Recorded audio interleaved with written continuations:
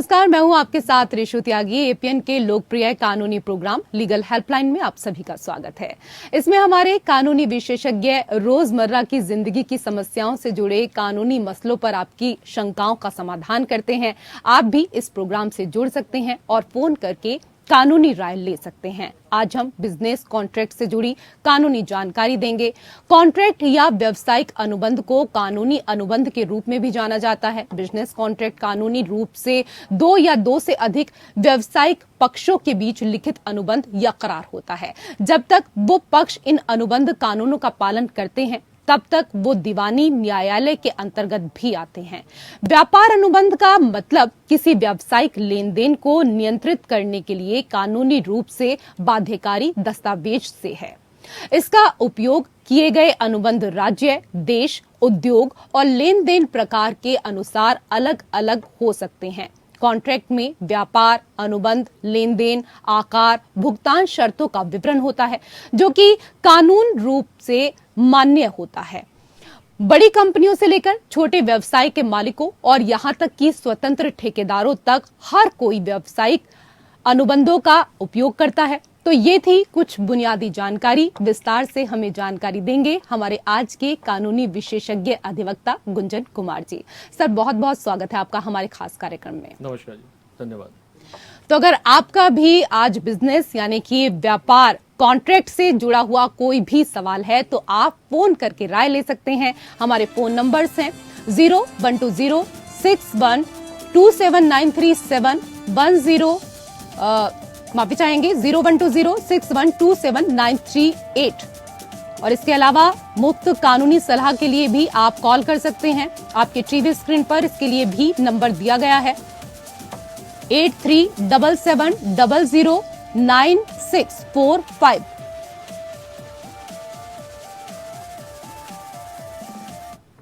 Sir, सबसे पहले हमारे तमाम दर्शकों को ये बताइए कि कॉन्ट्रैक्ट की कानूनी परिभाषा क्या होती है? देखिए, कॉन्ट्रैक्ट की जो कानूनी परिभाषा है वो बड़ी छोटी सी है। Agreement enforceable by law is contract.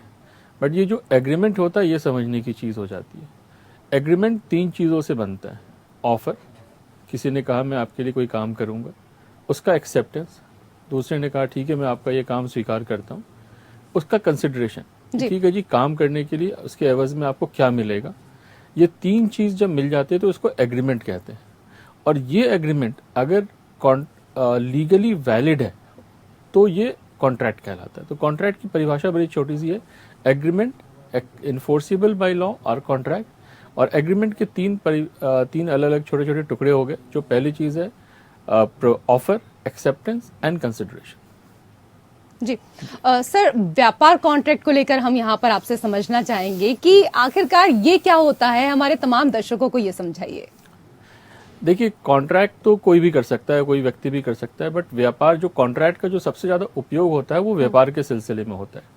क्योंकि व्यापार में जो दो पार्टी हैं जो व्यापार कर रहे हैं, जो व्यापारी हैं, किसी ने कोई काम करना है, किसी ने किसी से काम लेना है, तो वो जो रिश्ता होता है वो पर्सनल नहीं होता, किसी का कोई आपसी संबंध नहीं होता। तो वो रिश्ता निर्भर करता है एक कॉन्ट्रैक्ट पे, क्योंकि वो एक कानूनी रिश्ता बनता है जहां एक व्यक्ति किसी दूसरे व्यक्ति को अपना कोई काम सौंपता है, ऑफर करता है कि मैं आपके लिए, जैसे एक बड़ा छोटा सा उदाहरण होगा कि मैं आपके लिए एक कुर्सी बनाऊंगा, दूसरा व्यक्ति उसको एक्सेप्ट करेगा और कहेगा ठीक है मैं उस कुर्सी के आपको 100 रुपए दूंगा जी।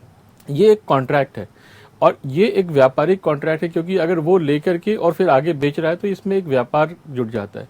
क्योंकि यहाँ कोई पर्सनल रिलेशन नहीं है, तो ये जो रिलेशन है इसको गाइड करने के लिए जो चीज़ होती है, जो कागजात होते हैं, उसको हम कॉन्ट्रैक्ट कहते हैं। वैसे इंडियन लॉ के हिसाब से ये कॉन्ट्रैक्ट लिखित भी हो सकता है, अलिखित भी हो सकता है, किंतु व्यापारिक क्षेत्र में मुख्यतः कॉन्ट्रैक्ट लिखित ही होते हैं, अलिखित कॉन्ट्रैक्ट बहुत कम ही होते हैं।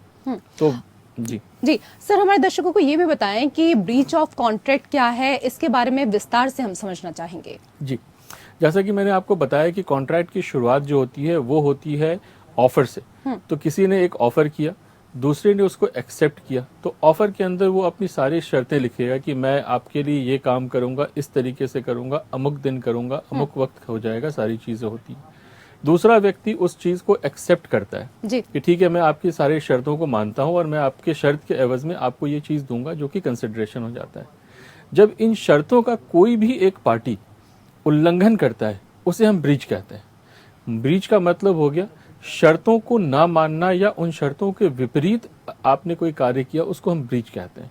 ब्रीच ऑफ कॉन्ट्रैक्ट का मतलब ये होता है कि व्यक्ति ने दूसरे व्यक्ति को कुछ प्रॉमिस किया था, आपके कहने पे दूसरे व्यक्ति ने कोई कार्य करना था और आप अपनी बात से मुकर गए या दूसरा व्यक्ति अपनी बात से मुकर गया, तो जो एक संबंध बना था उस संबंध को तोड़ दिया गया, दैट इज अ ब्रीच, उसको कहते हैं ब्रीच ऑफ कॉन्ट्रैक्ट। ठीक है, जो प्रॉमिस किया, जो वादे किए, वो वादे पूरे नहीं हो पाए और वो वादे तोड़ दिए गए, तो क्या ऐसे में कोई सजा या जुर्माना भी होता है?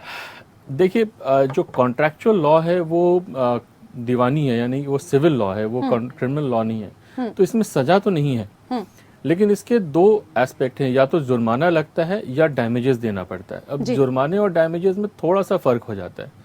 डैमेज ये है कि आप जो मेरा उससे नुकसान हुआ, आपने ब्रीच कर दिया, आपके कुछ कंडीशंस थे, आपके कंडीशन के बेसिस पे मैं आपके साथ कॉन्ट्रैक्ट कर रहा था, और अगर एक पार्टी ने ब्रीच कर दिया तो जो दूसरी पार्टी है उसको कुछ नुकसान होता है, उस नुकसान की भरपाई होती है, जिसको हम डैमेजेस कहते हैं।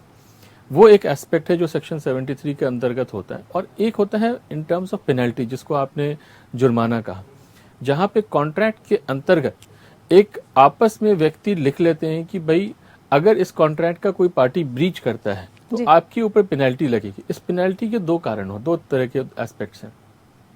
पहला तो यह है कि अगले को यह पता है कि मुझे पेनल्टी लगेगी, तो वो व्यक्ति इस बात को लेकर के सावधान होगा कि मैं इस कॉन्ट्रैक्ट को ब्रीच ना करूं। दूसरी बात ये होती है कि जब हम पेनल्टी या लिक्विडेटेड डैमेजेस की बात करते हैं तो वैसी स्थिति में हमें अपना नुकसान प्रूव करने की आवश्यकता नहीं होती, सिर्फ हमें ये प्रूव करना होता है कि कॉन्ट्रैक्ट का ब्रीच हुआ है और मैं उस पेनल्टी के लिए हकदार बन जाता हूँ। जबकि अगर डैमेजेस की बात होती है तो पेनल्टी उस डैमेज को रिकवर करने के लिए जितना नुकसान हुआ वो नुकसान भी हमें साबित करना पड़ता है कोर्ट में, इससे पहले कि कोर्ट हमें वो नुकसान हमारे को अपने एवज में हमारे को दिला दे।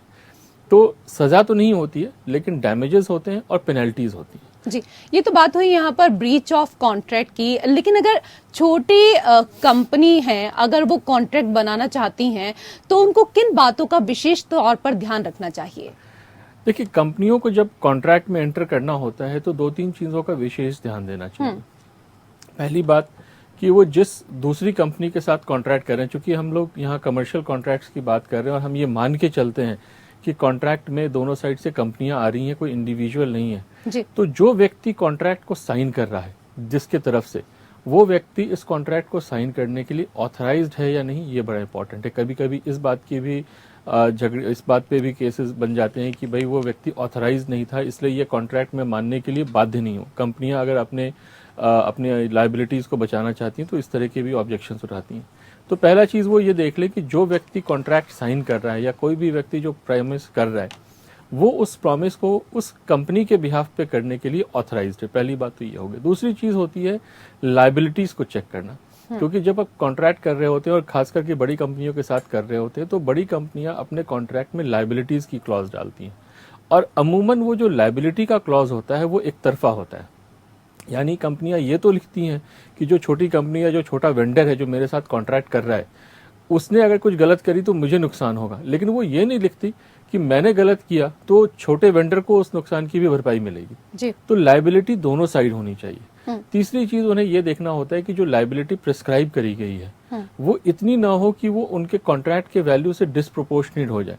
जैसे कि 100 रुपए के कॉन्ट्रैक्ट के खिलाफ आप 10,000 की पेनल्टी नहीं लगा सकते या उसकी लायबिलिटी फिक्स नहीं कर सकते जी। तीसरी चीज होती है कि भाई कॉन्ट्रैक्ट का एक टर्म होना चाहिए, कॉन्ट्रैक्ट कब शुरू होगा और कॉन्ट्रैक्ट कब खत्म होगा, क्योंकि एक अनलिमिटेड कॉन्ट्रैक्ट्स नहीं हो सकते। कई बारी क्या होता है, स्पेशली ये टेंडर्स के केसेस में पाया जाता है कि जो टेंडर होता है उसमें कोई टर्म नहीं लिखा होता, उनको काम कंक्लूड करना होता है जी। और डिले के ऊपर पेनल्टी होती है, बट ये कहीं नहीं लिखा होता कि किसी एक पॉइंट पे एंड हो जाएगा कॉन्ट्रैक्ट।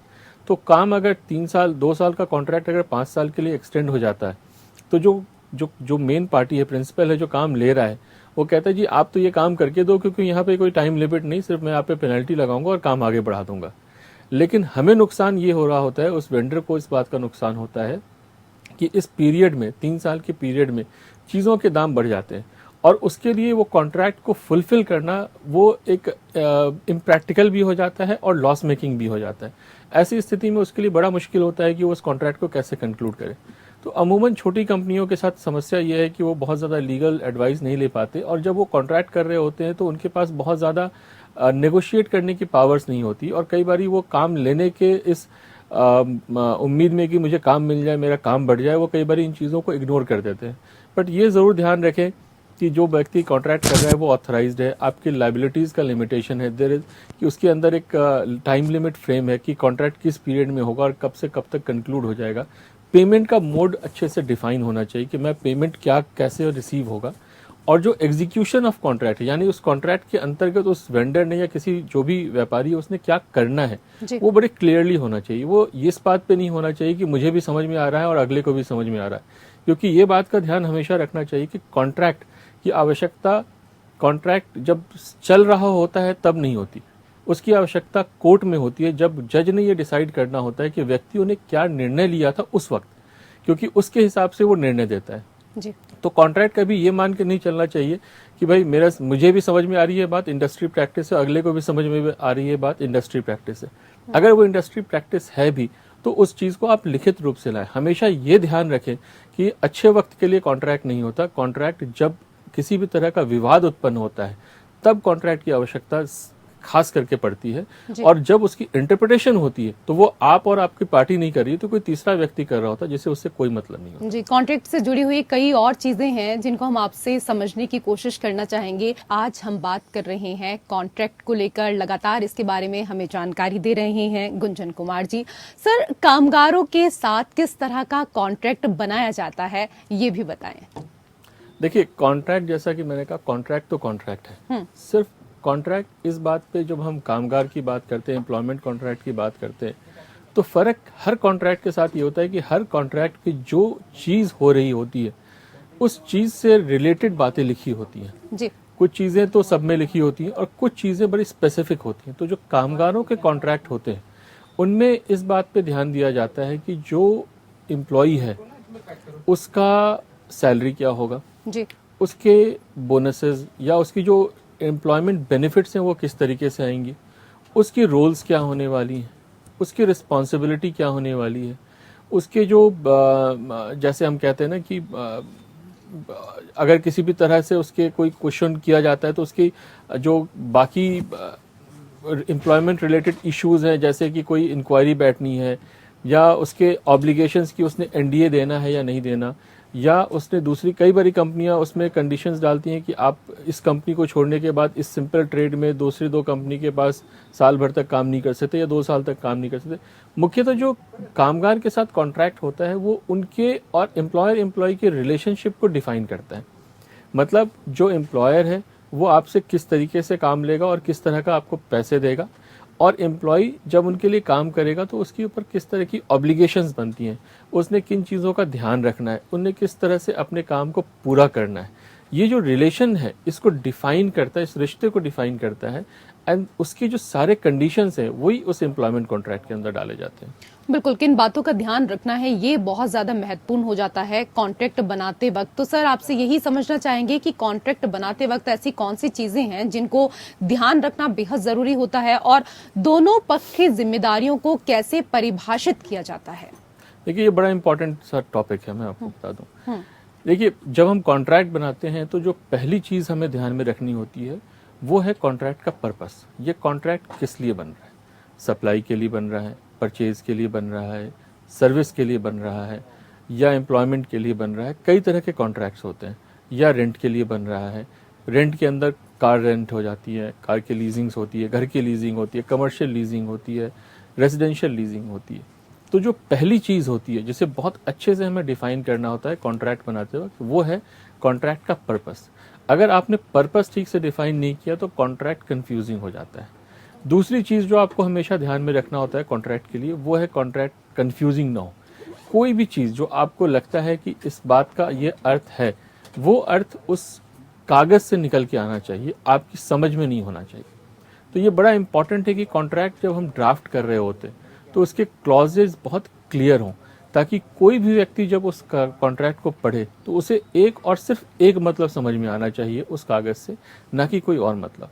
जी। कई बारी क्या होता है, कॉन्ट्रैक्ट का डेफिनेशन या कॉन्ट्रैक्ट का जो नेम होता है वो परचेज होता है। जब आप कॉन्ट्रैक्ट पढ़ते हैं तो उसके अंदर सप्लाई निकल रहा होता है, सप्लाई ऑफ सर्विस आ रही होती है रादर।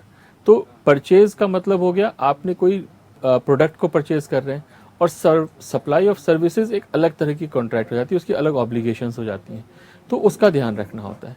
कई बारी कॉन्ट्रैक्ट के अंदर जो आपके आईपीआरस होते हैं, कई बार का नहीं, हर बार की बात है रादर, कि आपको अपने प्रोटेक्ट करनी होती है अपनी आईपीआर नॉलेज, छोटी कंपनी हो बड़ी कंपनी हो, स्पेशली जो आजकल हमारी ये एसएमई सेक्टर की जो आईटी रिलेटेड कंपनीज हैं उनके खूब सारे आईपीआर होते हैं, उन्हें अपने आईपीआर को प्रोटेक्ट करना होता है। दूसरी बात, नॉलेज, डेटा, ये आज की डेट में बड़ा इंपॉर्टेंट हो गया है, स्पेशली अगर आप बाहर की कंपनियों के साथ कॉन्ट्रैक्ट करते हैं, जीडीपीआर वगैरह हम पे अप्लाई होता है, जहाँ पे डेटा प्रोटेक्शन के ऊपर बड़ा ध्यान दिया जाता है। तो डेटा प्रोटेक्शन आज की तारीख में एक बहुत बड़ा कंसर्न बन गया है, और अगर आप दूसरे देश की कंपनियों के साथ काम कर रहे हैं तो आपको उनके डेटा प्रोटेक्शन लॉ को भी अप्लाई करना पड़ता है, क्योंकि वो इसके लिए इंसिस्ट करते हैं, क्योंकि उनके कॉन्ट्रैक्ट के, उनके लॉ के हिसाब से वो बाहर की चीज़ों पे भी अप्लाई होता है। तो आपको उनका ऑब्जेक्ट का ध्यान रखना है, ये ध्यान रखना है कि जो क्लॉजेज हैं वो क्लियर हैं, आपको ये ध्यान रखना है कि जो सर्विस या जो भी काम उस कॉन्ट्रैक्ट के अंदर हो रहा है उसकी क्लैरिटी हो, उसमें कहीं कोई कंफ्यूजन ना हो, कोई चीज़ इसके चांस पे ना हो कि इसका अर्थ कोई भी निकाल सके, और पेमेंट टर्म्स वगैरह क्लियर हो। तो क्लैरिटी इज़ वेरी इंपॉर्टेंट। जी, कॉन्ट्रैक्ट के फाइन प्रिंट का मतलब क्या होता है और इसका मकसद क्या है, क्योंकि फाइन प्रिंट में क्या कुछ लिखा होता है इसके बारे में बहुत लोगों को जानकारी नहीं होती है, वो सोचते हैं कि आखिर इसमें क्या होता होगा, तो हमारे दर्शकों को वो भी बताएं सर। देखिए, आपने ना फाइन प्रिंट का खुद ही जवाब दे दिया कि इसकी जानकारी किसी को नहीं होती। जी। ऐसे मेरा मानना है कि फाइन प्रिंट मोस्टली उन चीज़ों को लिखा जाता है जो लिखना नहीं चाहते, लिखना उसकी आवश्यकता है, मजबूरी है। जी। तो कंपनियां अमूमन फाइन प्रिंट का उपयोग करती हैं अपनी लायबिलिटी को बचाने के लिए। तो कई चीज़ें कानूनी रूप से उनकी बाध्यता होती है कि उनको डिस्क्लोजर देना होता है, बट वो डिस्क्लोजर पढ़ के कई बार उनको डर होता है कि जो कस्टमर है या जो क्लाइंट है जो भी है वो इस कॉन्ट्रैक्ट को मानेगा नहीं और वो हमारी सर्विसेज नहीं लेगा। तो इन चीज़ों को छिपाने के लिए अमूमन ये जो कंपनियां होती हैं फाइन प्रिंट लिखती हैं, जहाँ पे वो अपनी लायबिलिटीज़ को लिमिट करती हैं और कुछ चीज़ों की ऑब्लिगेशंस जो उनको पूरी करनी है वो पूरी तो कर देते हैं, बट उसका कोई मतलब नहीं रह जाता। जैसे आपने देखा होगा ये एडवर्टीजमेंट्स आते हैं जिसके अंदर स्पेशली ये मार्केट में इन्वेस्टमेंट वाले और बहुत तेज़ी से कुछ बोल जाते हैं, तो वो बोला हुआ तो बोल दिया उन्होंने, डिस्क्लोजर दे दिया, डिस्क्लेमर भी दे दिया, बट किसी के समझ में कुछ नहीं आता। तो ये फाइन प्रिंट जो होती है ये बेसिकली कंपनियों के द्वारा अपनाया गया एक ट्रिक है जिसके द्वारा वो अपनी लीगल ऑब्लिगेशन पूरी करती हैं, बट ये भी इंश्योर करती हैं कि 100 में से 90 लोग उसको पढ़े ना पढ़े और बिना पढ़े ही इस कॉन्ट्रैक्ट को साइन कर ले। तो जैसा आपने कहा कि वो किसी के समझ में नहीं आता, वो किसी के समझने के लिए बनाया भी नहीं जाता। जी। सर, कई सारी चीजें हैं जो हम आपसे यहाँ पर समझना चाहते हैं। कॉन्ट्रैक्ट के एडिक्वेट कंसीडरेशन या पर्याप्त प्रतिफल के बारे में भी हमारे तमाम दर्शकों को आज बताएं। हाँ जी, देखिए मैंने शुरू में बताया कि कॉन्ट्रैक्ट जो है वो कैसे बनता है। एक ऑफर है, उसकी एक्सेप्टेंस है, और उस एक्सेप्टेंस के साथ एक कंसिडरेशन है। और कंसिडरेशन के बिना कोई कॉन्ट्रैक्ट वैलिड नहीं होता। ये बड़ा इंपॉर्टेंट सा नियम है, इसको समझने की कोशिश करें। कोई ऐसा कॉन्ट्रैक्ट नहीं हो सकता जिसमें कंसिडरेशन ना हो। अगर जीरो कंसिडरेशन है तो आप ये मान लीजिए वो कॉन्ट्रैक्ट इनवैलिड माना जाता है, वॉइड कहलाता है। तो कंसिडरेशन जब इतना इंपॉर्टेंट है तो एडिक्वेट कंसिडरेशन इसलिए माना जाता है क्योंकि अगर कॉन्ट्रैक्ट का कंसिडरेशन एडिक्वेट नहीं है तो ये संभावना होती है कि कॉन्ट्रैक्ट के अंदर जो एक पार्टी ने दूसरी पार्टी के ऊपर फोर्स, फ्रॉड या कोर्शन या अनड्यू इन्फ्लुएंस टाइप की किसी भी तरह के ऐसी चीज़ों का उपयोग किया हो। जी। क्योंकि कोई भी व्यक्ति जब कॉन्ट्रैक्ट कर रहा है और अपने फ्री विल से कर रहा है, स्वेच्छा से कर रहा है, तो वो अपने लिए कोई नेगेटिव काम नहीं करेगा। वो हमेशा चाहेगा कि मुझे उस कॉन्ट्रैक्ट से बेनिफिट मिले। तो अगर बिल्कुल ही इनएडिक्वेट कंसिडरेशन अगर है तो इसमें संभावना ये बढ़ जाती है कि वो जो कॉन्ट्रैक्ट है वो फोर्स, फ्रॉड, कोर्शन और इस तरह की किसी भी चीज़ के द्वारा बनाया गया है। तो उसकी संभावना ये होती है कि जब कोर्ट में मामला जाएगा तो वो उसको कोर्ट ये डिस्क्लोज कर देगी कि ये वॉइड कॉन्ट्रैक्ट है या वॉइडेबल कॉन्ट्रैक्ट है, क्योंकि उसमें फोर्स, फ्रॉड और कोर्शन की संभावना बढ़ जाती है। तो इनएडिक्वेसी ऑफ कंसिडरेशन उसको इनवैलिड डिक्लेयर करा सकता है। इसलिए एडिक्वेट कंसिडरेशन होना बड़ा इंपॉर्टेंट है, क्योंकि कंसिडरेशन अपने आप में एक इंपॉर्टेंट कंसिडरेशन है चलते चलते एक और सवाल आपसे करना चाहेंगे कि किसी कॉन्ट्रैक्ट को अगर खत्म कोई करना चाहता है तो इसको खत्म कैसे किया जाए, क्योंकि शुरुआत तो बहुत चीजों की कर देते हैं लेकिन जब खत्म करते हैं तब बड़ी परेशानियां, तब बड़े झंझट शुरू हो जाते हैं, तो कैसे इसको आसानी से खत्म कर सकते हैं? देखिए, कॉन्ट्रैक्ट के अंदर खत्म करने का टर्मिनेशन का क्लॉज होता है, अमूमन होता है कि कॉन्ट्रैक्ट इन कंडीशंस में खत्म हो जाएगा। तो बेसिक चीज तो ये होती है कि जब कॉन्ट्रैक्ट का पर्पस सॉल्व हो गया तो खत्म हो जाता है। तो एक तो वो तरीका है। दूसरा है कि कॉन्ट्रैक्ट एक टाइम बाउंड होता है कि वो टाइम खत्म हो गया तो कॉन्ट्रैक्ट खत्म हो जाता है। तीसरा होता है जब कॉन्ट्रैक्ट्स में लिखा होता है टर्मिनेशन फॉर कॉज, और कई बार होता है टर्मिनेशन विदाउट कॉज। सो टर्मिनेशन विदाउट कॉज का मतलब ये है कि कोई भी पार्टी दूसरे पार्टी को 25 दिन, 30 दिन या जितनी भी दिन लिखे हैं, 6 दिन, कभी कभी 6 महीने भी होते हैं, depending on nature of contract, उसका नोटिस दे करके और उसको टर्मिनेट कर सकती है बिना किसी लायबिलिटी के। और विथ कॉज होता है कि आपको बिना कारण बताए आप टर्मिनेट नहीं कर सकते। तो या तो कॉन्ट्रैक्ट में मेंशन्ड है, तो अगर कॉन्ट्रैक्ट में टर्मिनेशन का क्लॉज है और उस क्लॉज में कंडीशंस मेंशन कर रखे हैं तो वो कंडीशन के हिसाब से आपको टर्मिनेट करना है। और अगर कंडीशन नहीं है तो आप इन एनी केस टर्मिनेट कर सकते हैं by giving a notice, advance notice, कि मैं इस कॉन्ट्रैक्ट को टर्मिनेट करना चाहता हूं। उसकी कॉन्सिक्वेंस एक अलग एस्पेक्ट है कि टर्मिनेशन ब्रीच की तरफ बनेगा या नहीं बनेगा, वो एक अलग कहानी है, वो एक अलग दायरे में चला जाती है वो बात।